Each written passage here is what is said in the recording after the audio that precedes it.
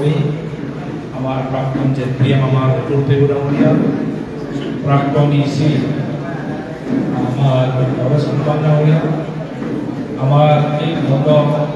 উন্নয়ন বিষয়া আমাৰ দাস বাইদেউ ইয়াতে আজি আহি উপস্থিত হোৱা আমাৰ উদয় সমষ্টি আমাৰ জেপিএম আমাৰ ইয়াতে নৰেন্দ্ৰ মোদী ডাঙৰীয়া আমাৰ মুন্না প্ৰদেশ ভাৰতীয় বাইদেউ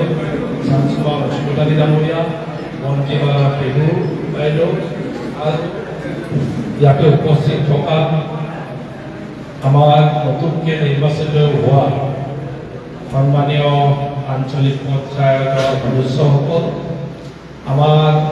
এই সভাত উপস্থিত থকা এই অঞ্চলৰ আমাৰ দলৰ জ্যেষ্ঠ আমাৰ নেতৃত্ব দিয়া আমাৰ সন্মানীয় ব্যক্তিসকল আৰু ৰাইজ ইয়াতে এটা হ'ল কি বহুত পুৰণা প্ৰয়োজন আছিলে গেট এটা আৰু এনেকৈ খুব সুন্দৰভাৱে একেলগে মিলি এই ডেভেলপমেণ্ট ব্লকৰ উন্নয়নৰ বিষয়বোৰ ভালকৈ আলোচনা কৰাৰ এটা পৰিৱেশ প্ৰয়োজন আছিলে এইটো যোৱাবাৰে আমি যেতিয়া আলোচনা কৰিছিলোঁ 15 ফাইনেন্সৰ টকা যেতিয়া আমাৰ আহিছিলে আমি ঠিক কৰিছিলোঁ যে এইবাৰৰ পৰা পঞ্চায়তী প্ৰতিনিধিসকলে খুব ভালকৈ গোটেই দিনটো বহি আলোচনা কৰিব পৰাকৈ এটা হলৰ প্ৰয়োজন আমাৰ কিন্তু আগত মই যিমানবাৰ আহোঁ এই ব্লকত যিমানবাৰ মিটিং কৰোঁ এই বাহিৰত এটা হল আছিলে ভিতৰত এটা হল আছে গৰম দিনতো বহি মেলি মিটিং কৰিব পৰা অৱস্থা নাথাকি তথাপিও মিটিংবোৰ যেনে তেনে হৈছিলে কিন্তু এতিয়া এইটো হল হোৱাৰ পাছত মই ভাবোঁ এই অঞ্চলৰ মেইন ডেভেলপমেণ্টৰ এজেঞ্চি আমাৰ বড়োচেলী ডেভেলপমেণ্ট ব্লক এই ব্লক অফিচৰ কাৰণে খুব ধুনীয়াকৈ আলোচনাবোৰ কৰিব পৰাকৈ চাবলৈ গ'লে অফিচিয়েলি চাবলৈ গ'লে এতিয়া চবতকৈ উন্নত সুন্দৰ এটা অফিচ আমাৰ কনফাৰেন্স ৰুম হৈছে তাৰ কাৰণে মই আমাৰ ব্লকৰ সেই সময়ৰ পৰা যিসকলে নেতৃত্ব দিছিলে আৰু লগতে সকলোকে আমাৰ ভিডিঅ' বাইদেউক এটা বাইদেউৰ কাৰণে এটা হাত চাপৰি পেলাটো লাগি মেলি ভালকৈ গেট আৰু এইটো খুব সোনকালে শেষ হৈছে আৰু আমাৰ জেপিএম আমাৰ অতুল পেগু ডাঙৰীয়াৰ কাৰণে হাত চাপৰিটো বুজাই দিওঁ তেখেতেও আৰু এইটো নতুনকৈ নিৰ্বাচিত হোৱা প্ৰতিনিধিসকলৰ কাৰণে এইটো ডাঙৰ উপহাৰ হৈছে তো আপোনালোকে তাৰমানে নহ'লে পুৰণা বহা ঠাইবোৰ যদি চায় আপোনালোকে ভাল নালাগিলে ইয়াত বহি মেলি শান্তি তেতিয়া সুন্দৰভাৱে মিটিং কৰিব পৰা উন্নত মানদণ্ড প্লেনিঙো আপোনালোকে এতিয়া কৰিব পাৰিব আৰু আমি যেনেকৈ ডেভেলপমেণ্টৰ নতুন সপোন আমি যেনেকৈ মুখ্যমন্ত্ৰী ডাঙৰীয়াই চাইছে অসমত ডেভেলপমেণ্টৰ নতুন এটা সোণালী যুগ এতিয়া চলি আছে কোনো যুগত ভাল হওক বেয়া হওক মই 96ৰ পৰা চৰকাৰবোৰ দেখিছোঁ সক্ৰিয় ৰাজনীতি পাইছোঁ নিজে মই 2006 চনত এমএলএ হৈছিলোঁ কিন্তু কোনো যুগত একেচাতে 28,000 কোটি টকা অসমত ইনভেষ্টমেণ্ট কেতিয়াও অহা নাছিল ইণ্ডাষ্ট্ৰীৰ কাৰণে টাটাৰ ছেমি কণ্ডাক্টৰ প্লেণ্ট বহি আছে আৰু এই প্লেণ্টটো ফুংফাং ইণ্ডাষ্ট্ৰী নহয় যিটো ইণ্ডাষ্ট্ৰী আগতে আপোনাৰ ছেমি কণ্ডাক্টৰ ইউনিট যিটো হয় আকৌ কোৰিয়াত হয় জাপানত হয় চাইনাত হয় আমেৰিকাত হয় সেই কামটো ভাৰতবৰ্ষৰ অকল দুটা জেগাতে হ'ব এটা গুজৰাট আৰু এটা অসম জাগিৰ তাৰ ওপৰত এতিয়া আপোনালোকে খবৰ পাই আছে বিভিন্ন ধৰণৰ ইণ্ডাষ্ট্ৰী আদানীয়ে হওক আম্বানীয়ে হওক ইনভেষ্ট কৰিব পাৰিছে ইনভেষ্টমেণ্ট মানে কি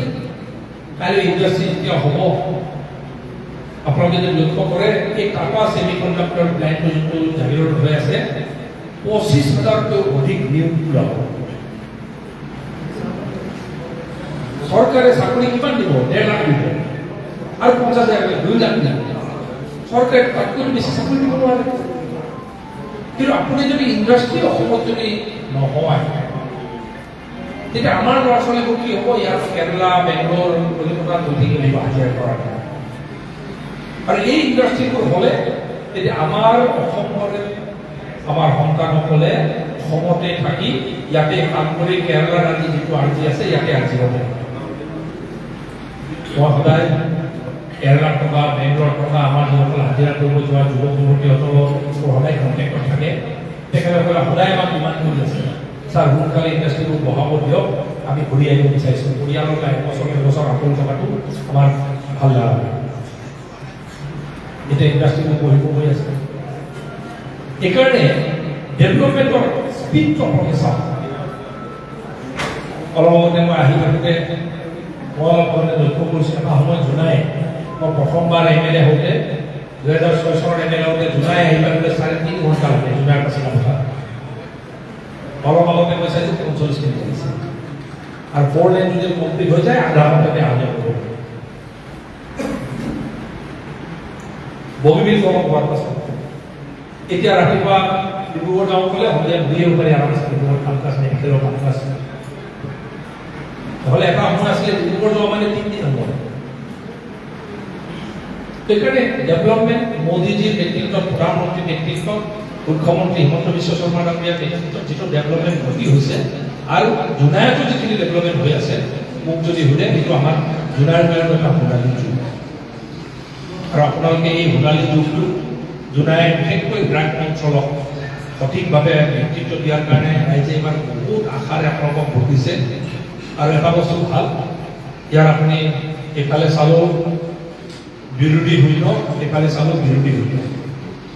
এইবাৰ চৰকাৰী পক্ষ তাৰমানে মোদীজী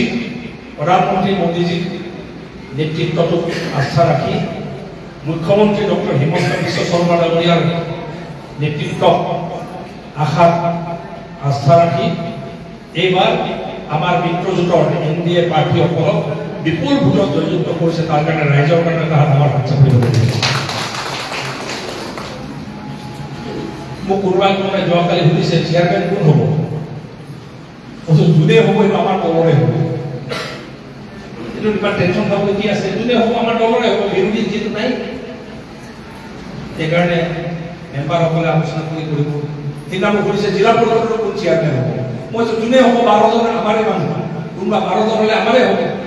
তাৰমানে এইবাৰ বিৰোধী শূন্য তো কাম কৰাৰ গল্ডেন সুযোগ চবতকৈ সুন্দৰ সুযোগ মিলি মেলি কাম কৰিব আৰু মই ভাবোঁ যোনে চেয়াৰমেন নহওক নালাগে যোনে ভাইচ চেয়াৰমেন নহওক নালাগে এইকেইদিন মই চাইছোঁ গাঁও পঞ্চায়তবোৰত সুন্দৰভাৱে হৈ গৈছে মই লগতে ডিমৌত খুব ধুনীয়াকৈ যজ্ঞ হৈছে ৰাইজে একদম আমাৰ গোৰ্খা ৰাইজ মিচিং ৰাইজ গায়ক বায়ক বিহু সুন্দৰভাৱে আদৰি লৈ গৈ আজি অফিচত নতুনকৈ সোমাইছে নতুন প্ৰেচিডেণ্ট নতুন আপোনাৰ ভাইচ প্ৰেচিডেণ্ট আছে আৰু আজি ইমান ধুনীয়া আপোনাৰ পৰিৱেশ এনে গোটেই অসমজোৰা হুলস্থুল দিব কিবা গাঁও পঞ্চায়তত হুলস্থুল হৈছে এনে হুলস্থুল আজি বিশ্ব দৰকাৰে যাব কোনো দেশবোৰ ওলাব চাগে ইয়াৰ 24টা গাঁও পঞ্চায়ত 24টা গাঁও পঞ্চায়ত এটাও কোনো জগত লগা নাই এনে হুলস্থুল লগাই আরে জগৰ লাগিব কি আছে নাই নে বিৰোধী নাই নে কাৰ লগত জগৰ লাগিব তাৰপাছত আমাৰ মাজত প্ৰেচিডেণ্ট কোন হ'ব ভাইচ প্ৰেচিডেণ্ট কোন হ'ব চেয়াৰমেন কোন হ'ব এইটো আমাৰ মাজত ঘৰৰ মাজত বিতৰ্ক থাকিব গিৰিয়েক ঘৈণীয়েকৰ মাজত বিতৰ্ক থাকিব মটৰচাইকেল এখন কিনিম ক'লে কেনেকুৱা ৰঙৰ কিনিম কি মটৰচাইকেল কিনিম ভাই ককায়েকৰ মাজত গোটেই বাপেকৰ মাজত বিতৰ্ক থাকিব মোৰ চাৰ্ট এটা কিনিম ক'লে মোৰ ঘৈণীয়েৰে আপত্তি কৰে এইটো ৰং নিকিনিব এইটো ৰং নিকিনিব বিতৰ্ক থাকে ঘৈণীয়েৰ ঘৰ সোফা চেট এটা কিনিম ক'লে টেবুল এটা কিনিম ক'লে ঘৈণীয়েৰ লগত অলপ তৰ্ক বিতৰ্ক হয় এইটো পচন্দ হৈছে এইটো কৈছোঁ কাজিয়া নহয় সেইটো বুলি আৰু ঘৰখন আমি জ্বলাই দিব নহয় আমাৰ মাজত বিতৰ্ক হ'ব আমাৰ মাজত হ'ব বিতৰ্কৰ মাজত গণতন্ত্ৰ এইটোৱেই গণতন্ত্ৰ বিতৰ্কৰ মাজত ধুনীয়াকৈ আলোচনা কৰি মীমাংসাৰ ফালে আগবাঢ়িব লাগে 5 বছৰ ধুনীয়াকৈ আমি ডেভেলপমেণ্টৰ কাম কাজত আগবাঢ়িব লাগে আৰু চিধা চিধি কথা পঞ্চায়তী ৰাজ ব্যৱস্থা সৰ্বভাগ স্কিম কেন্দ্ৰীয় চৰকাৰৰ ফ্লেগশ্বিপ স্কিম PMAY ঘৰ হওক এতিয়া মই আশা ৰাখিম আমাৰ ব্লকত যিসকল আমাৰ নিৰ্বাচিত হৈছে জিলা পৰিষদৰ নিৰ্বাচিত হৈছে পঞ্চায়তৰ পৰা অহা প্ৰেচিডেণ্টসকলক মই দেখিছোঁ ভাইচ প্ৰেচিডেণ্টসকলক দেখিছোঁ মোৰ এটা অনুৰোধ আছে আপোনালোকৰ কাৰ্যকালৰ ভিতৰত একটা গৰীব মানুহ বাদ কৰিব নালাগে চবেই PMAY ঘৰ পাবই লাগিব এইটো কমচে কম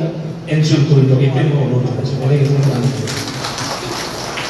ধনী মানুহে দুবাৰ পালে এইটো গৌৰৱৰ বিষয় নহয় গৌৰৱৰ বিষয় যে প্ৰেচিডেণ্টজনে কাউন্সিলৰজনে আঞ্চলিক পঞ্চায়ত চেয়াৰমেনজনে জেডিএমজনে যেন কয় মোৰ এৰিয়াত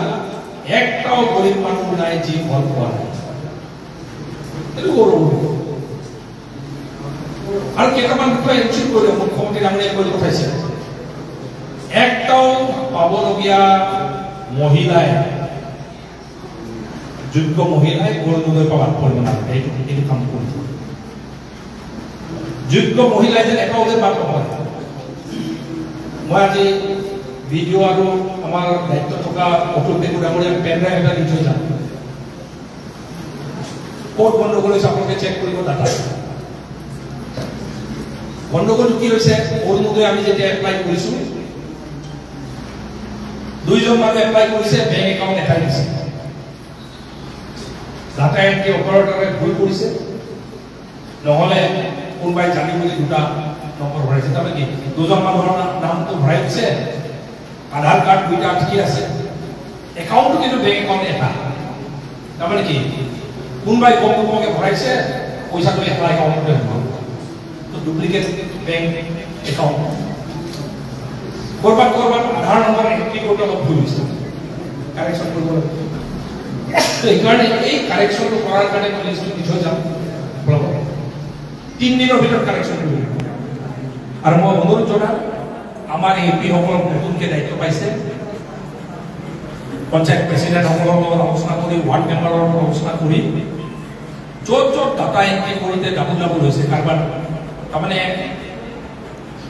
এটা বেংক একাউণ্টৰ নামত দুটা মানুহ হৈছে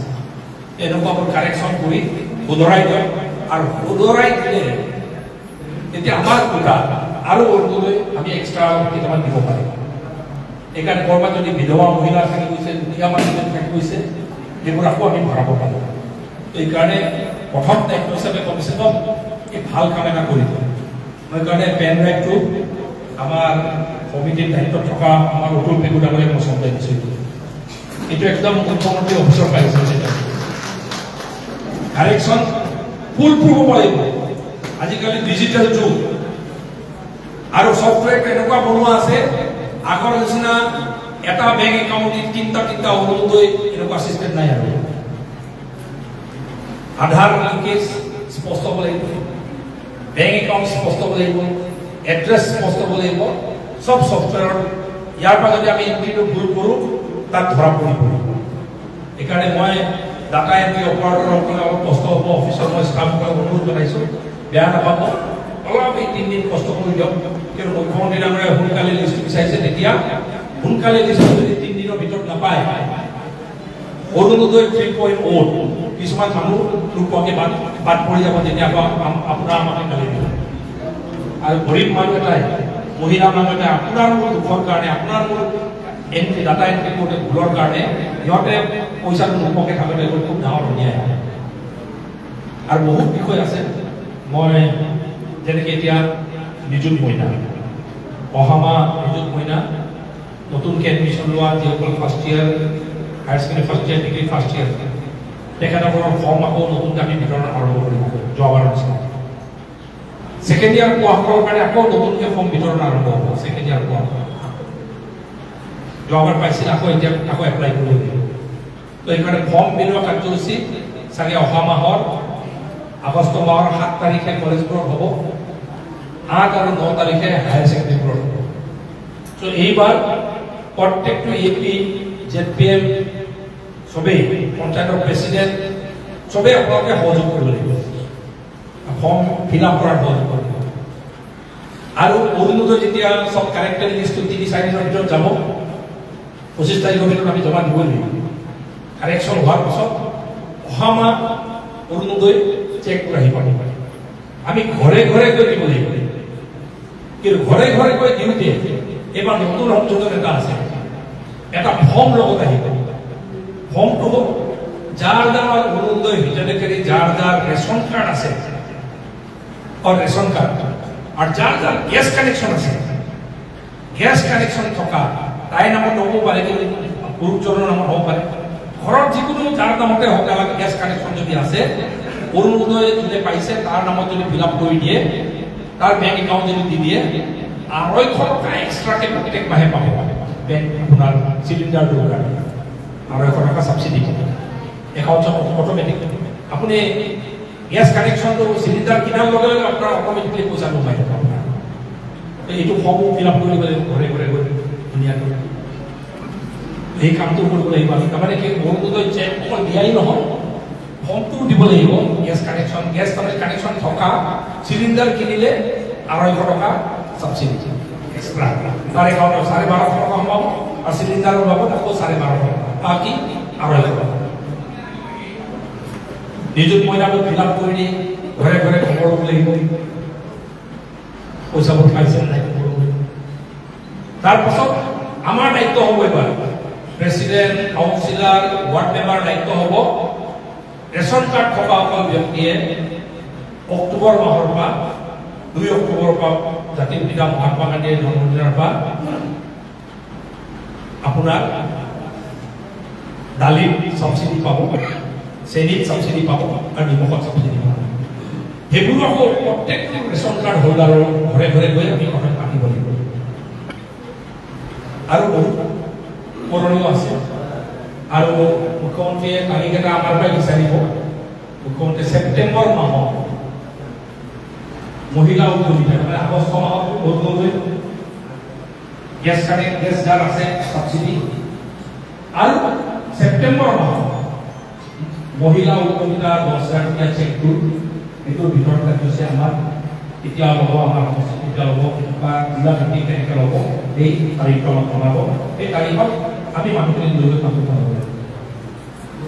আৰু আপোনালোকৰ অমিত শ্বাহজী আহিব ছেপ্টেম্বৰ মাহৰ